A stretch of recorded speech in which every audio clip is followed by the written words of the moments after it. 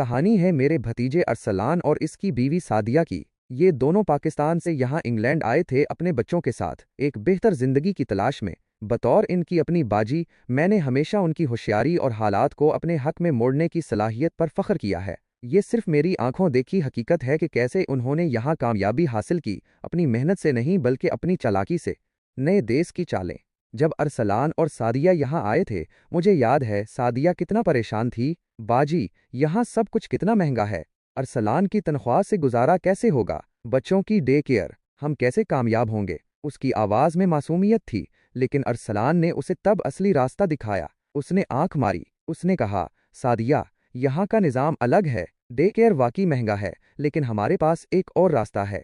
अरसलान ने कहा, देखो, इस कम्युनिटी में बहुत से लोग हैं जिनके पास इजाफी वक्त और तवानाई है। कुछ बेकार बुजुर्ग हैं जिनके पोते पोती दूर रहते हैं। कुछ नादान नौजवान हैं जो कॉलेज के बाद फारिग होते हैं। हम क्यों ना उनकी इस तवानाई को अपने फ़ायदे के लिए इस्तेमाल करें।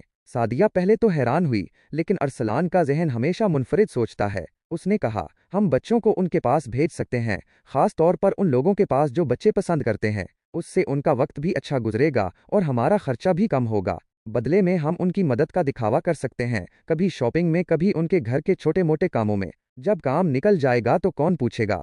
कम्युनिटी का इस्तेमाल। और तुमने यही किया। मुझे याद है वो बूढ़ी अंग्रेज़ औरत मिसेस वल्सन, जो हमेशा अकेली रहती थी।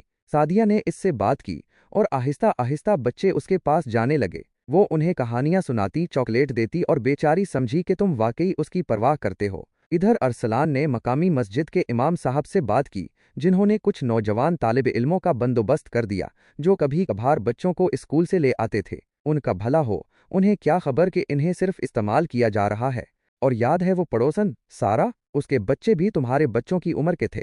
तुमने बड़ी चालाकी से बच्चों को उसके घर भेजना शुरू कर दिया, ये कहकर कि वो एक साथ खेलकर खुश होते हैं। सारा बेचारी खुश होती थी कि उसके बच्चों को दोस्त मिल गए, लेकिन इसका शौहर, वो बेचारा कब खुश होता था। अरसलान मुझे बताता था कि कैसे सारा का शौहर बच्चों को पूरे दिन अपने बाग में खेलता देखकर बड़बड़ाता रहता था, लेकिन वो बेचारा कर भी क्या सकता था।